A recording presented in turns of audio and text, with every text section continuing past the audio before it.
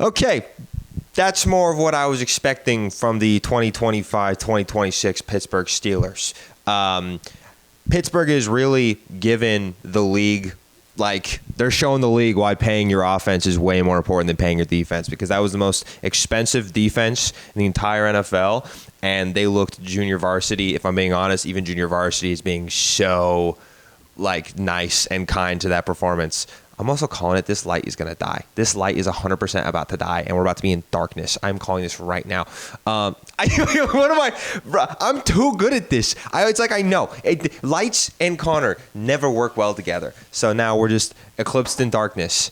No, we're not. Hold on. We're going to do a rare cut here. Okay, lighting's back. Okay, so yeah, defense looked absolutely horrible. Also, we're going to talk about this later, but we need to have a conversation about number 90. We need to have a conversation about almost the entirety of the defense. But, all right, so Pittsburgh loses. Well, the game is technically still going on, but Aaron just threw an interception, so I'm like, game's over. Let's be real. Man, this shadow is going to bother the heck out of me. But this is what happens when lights never want to work with me for whatever reason. So this is when I say this is what I'm expecting from the 2025-2026 Pittsburgh Steelers. The reason I say that is because it looked sloppy, it looked old, and I don't want to say unmotivated, but like it did. Okay, great example of this, of what this team is. It's 4th and 2 on the 50-yard line. Our defense just allowed a touchdown, and you know, Mike Tomlin has brought me so many good things in my life as a Steelers fan, but when you have the audacity to say we don't live on our fears, and it's 4th and 2, and your defense has been god awful for the second half, and you don't go for it, cool. Like, all right, we'll just talk about it. One thing that this shows me, and it's like all it does is like reaffirm a belief that I have with the Pittsburgh Steelers offensive identity, is that the Pittsburgh Steelers offensive struggles, it doesn't matter who the coordinator is, it doesn't matter who the quarterback is. We have seen this ever since Big Ben has essentially his last season, whether it was Randy Finkner, Matt Canada, now Arthur Smith, whether the quarterback was Big Ben, now Aaron Rodgers, Kenny Pickett, Mitchell Trubisky, Mason Rudolph, Duck Hodges. Like, it doesn't matter who the quarterback has been. The offense looks almost exactly the same. Now we have an MVP, ex-MVP, 3 years ago or 4 years ago to be fair, but a guy whose football IQ is up there, and somehow the offense looks exactly the same. Last week I was like, I don't know what to make of this, because are the Jets good or are the Steelers good, or like what do we expect here? Because I went into that game thinking the Jets had a good defense, so I was like, okay, this is encouraging to see. And then of course with our if we're talking consistency, Pittsburgh's defense ever since week 14 of last year, I think we're out allowing like 26 points per game. So like I said earlier, Pittsburgh's really showing the league there is no reason to pay your defensive players and to just pay the offense, because they're not doing anything. Cameron Hayward just sat out for $3 million extra, and the run defense was good for maybe a quarter. I mean, I think when the Seahawks realized that Charbonnet wasn't going to do anything against our defense, and it was only Ken Walker that was going to be able to do anything, they were like, oh, let's just put in Ken Walker. And Ken Walker, I mean, great example. It's 3rd and goal from like the 20-yard line. And Seattle's like, yeah, let's just not turn the ball over here. We'll just do a quick run play to keep us in field goal range. And then they scored a touchdown. Absolutely pathetic showing by the defense. And then for the offense, like it's a Tomlin problem. Like I was saying earlier, it doesn't matter who the coordinator is, doesn't matter who the quarterback is. The offense looks exactly the same. And I don't get what do we have to lose at this point? What does Pittsburgh have to lose? I'm not wearing a jersey because I've said this season I just don't care. And like maybe Pittsburgh came out and showed something, I'd be like, yeah, I care about this upcoming season. But I don't even in my group chat, my friends are like, someone check on Zach and Connor. We don't care. Pittsburgh has given us nothing to care about. Like, yeah, I'm going to go to games. I'm going to support this team because there's something that I'm passionate about. But like, as for this season, I won't care unless we're in the second round of the playoffs. Like there's no other reason why I should care about what this team puts on the field, because it has been nothing but the same for the last 5 years. And this just kind of further showed it. A game in Pittsburgh. And I think this really just does show the Jets might just be bad again, because Pittsburgh put up so many points. Like Pittsburgh put up 1 touchdown in this entire game. Pittsburgh put up 1 touchdown, and that was it. Like the rest, if you looked at 17 points, you'd be like, oh, okay, 2 touchdowns and a field goal. No, a touchdown and a 2-point conversion, and the rest were field goals. That's what this was. Now, obviously, there was the Caleb Johnson play. he's a rookie. You're going to make rookie mistakes. But I will say, they already apparently hate Caleb Johnson because they refuse to put him in the game. It's like Kenny Gainwell and Jaylen Warren's season. But that fumble is like, you're never going to see Caleb Johnson on the field ever again, which is crazy. You drafted him in the 3rd round. I'm glad that they're giving, I'm going to talk about Jaylen a little bit. I'm glad they're giving Jaylen more of the rock, but like, I don't know why you're not seeing what your rookie running back has, you know? But so that was a big play. It was a wild play. It's a rare play for Pittsburgh too, because Pittsburgh is known as like one of the good special teams who make big special teams plays. But unfortunately, you know, the Steelers' black magic went in the reverse for that play. So that was unfortunate. But at the same time, Pittsburgh got bailed out a couple of times. The missed field goal was one. And of course, Pittsburgh's offense did jack shit with that, as per the last 6 years. And then there was the interception. I'm not even going to blame Darnold for that. Darnold played a hell of a game, man. I mean, the Seahawks in general played a really good game. But Jaylen made a really good play. That was a nice play from a vet. Like that's what you want to see from Jaylen after you acquired him. And then Pittsburgh also got bailed out because of the tipped 4th and 2 that got turned to like a 40-yard interception by Herbig. So, and then we did jack shoot. I think we turned that into a field goal. So it's just more of the same, and it's frustrating. But I don't probably appear frustrated because I just don't care. This team has given me nothing. It hasn't shown me anything different. It hasn't shown me that they care, because they're not willing to adapt or change. The closest thing we had to change as the Steelers, as an organization, was getting a mobile quarterback in Justin Fields last year. And then after 6 weeks of like positive, like, oh, look, this is kind of working for us. Then they were like, well, this is scary. This is really scary. Let's go back to what's safe. And that's a washed quarterback who can't really throw the ball. And we're going to put him out against a really bad team, because then it makes my decision look good. Like, I'm going to play him against a really bad Jets team. And then that way, when he performs well, I can look at everyone and say, I told you so. See, I know. And then, like, it's so frustrating. And Pittsburgh has New England next week, which is going to be interesting because, like, they're a good defense, but they're coming off of winning. Oh, actually, I don't even know what the final score of their game against Miami was. But, like, it was a strong performance as far as I've seen. I haven't checked on the game ever since because I got kind of sucked into the Pittsburgh game. But that's going to be a big test, mainly because if the Patriots are what they were in week 1 and Pittsburgh loses, that's pathetic. If Patriots are what they were in week 2 and Pittsburgh wins, then it's like Pittsburgh's average. So we're stuck in this weird place. And the funny thing is, Pittsburgh Joe Burrow got hurt today, so I hope he's okay. If the injury is serious, Pittsburgh has no excuses to not finish second in this division if Burrow's going to miss significant time. Like, Browning is a good backup quarterback. I believe it's Browning, but like like, this team is so, like, just upsetting because you rehaul everything. I think that's another thing too, is I don't have any attachment to these players. And speaking of players, TJ Watt, man, you get a new contract, and I talk you up. I do, but I'm going into this season, I had you as the best edge rusher in the league. 2 weeks in, you haven't shown me anything. Like, Cam Hayward, kind of the same thing. Cam Hayward had the batted, interception, but I 2 games in, not a sack, nothing from TJ. Like, at least Jaylen has an interception and the game-sealing pass breakup last week. And I mean, yes, you have the argument that Pittsburgh's really dealing with injuries right now. We lost Alex Highsmith for this game. But Pittsburgh always drafts super deep defensively anyways. Like, we are so deep with Herbig and also now Jack Sawyer and forgetting Logan Lee. Like, there is so much depth there that there's no excuse for that. Now, when we eventually get Derek Harmon back, like, the rotation between him, Yaya, Cam, and Keanu, like, there is so much depth here. So there shouldn't be an excuse for that.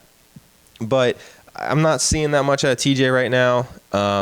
And Pittsburgh has now, in back-to-back games, allowed 30 points. So what do you like? This is what we expected from Pittsburgh. Like, if you're going to win, it's going to be sloppy like last week and like the most of Pittsburgh Steelers way. And then now, and so like last week, I was like 4 touchdowns for Rodgers. Like, if this is the season we're going to get, then like, yes, I will be excited. This looks more like the Jets, Aaron Rodgers. And granted, one thing I haven't mentioned so far is the Seahawks do have a really good defense. I think the Seahawks will finish the season like top 10, top 8 defense in the league. And they didn't even have Witherspoon in this game. But I've been talking negatively. I'm going to give some flowers real quick. Jaylen Warren. This is something Pittsburgh fans have been saying for years, since Jaylen Warren was put on the team. You know, he has the explosivity, and if you give him the ball, he's going to do great things with it. That's the thing. Like, Jaylen Warren is a really good running back, but Pittsburgh refuses to ever give him the ball. And when you actually do, like they did today, like, one thing I didn't like about last week was we waited until the second half to give Jaylen Warren the ball. And then it started to work. Like, whoa, wow, crazy. We give the guy with the talent the ball, he's going to do really well. And so this week we just started giving him the ball, and he had a phenomenal week. He had a 65-yard catch and run that took us down to like the 5-yard line. And what did Pittsburgh do with it? An interception. That was a kind of dink and dunk play because the play design's weird. Why do you have Calvin Austin and Pat Freiermuth both in the corner? Like, you can blame Calvin for tipping the ball, but like, how did Calvin know who that was even intended for? But Jaylen Warren deserves a lot of flowers, and I think Jaylen Warren is going to be really good rest of the season if Pittsburgh uses him properly. Sorry, my cat keeps like I just don't want her to walk on the computer. So yeah, I don't know. I don't know what to expect. This is 2 games that don't give me enough about like what we're talking about. Yeah, there were injuries, not just Highsmith, but also like Joey didn't play in this game, and who else missed? Someone else missed this game. It's Deshaun Elliott, obviously, which I didn't see that much from Jabril Peppers in this game. The defense itself just looked so JV. I mean, the tackling was absolutely horrible. We have to play Derrick Henry twice a year. Like, what are we doing here? We have to play Lamar Jackson as well. Like, Lamar is such a slippery guy when it comes to when he's in the open field that like you can't be doing that. We play Jamar Chase. Jamar Chase is really good at breaking tackles, whether Joe Burrow is his quarterback or not. So it's I mean, it's frustrating, but not exhausting because like again, 2 years ago, I would probably be a lot more heated about this, but it's just like, it's basically just like watching reruns at this point. You know, like when you watch a TV show that you love and you're like, oh, I know how this episode ends. Like I know this episode. Oh yeah, you know the lines from that episode because you've seen it so many times because of reruns. That's what watching the Pittsburgh Steelers is now. Like however the first quarter starts, it's like, oh yeah, I know how this one's going to end. Like I was streaming during the first half of the game today, and somebody was like, oh, well, we're a second half team. What? Why? Why can't we just be a 4-quarter team? We weren't even that today. But like, it's such a, like, I mean, they're not wrong, but like also, you know, and like, again, watching like the beginning of a Steelers section and being like, oh, I know how this ends. Through 2 games, I'm like, I know how this ends. 9-8. Either barely missed the playoffs because of something, or in the playoffs and get our shit rocked in the first round, because that's how it goes.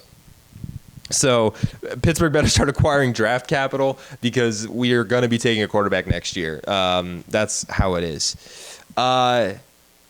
Any other thoughts that I want to take? Our wide receiver room is just interesting. Calvin Austin is a wide receiver too in this league. I believe that.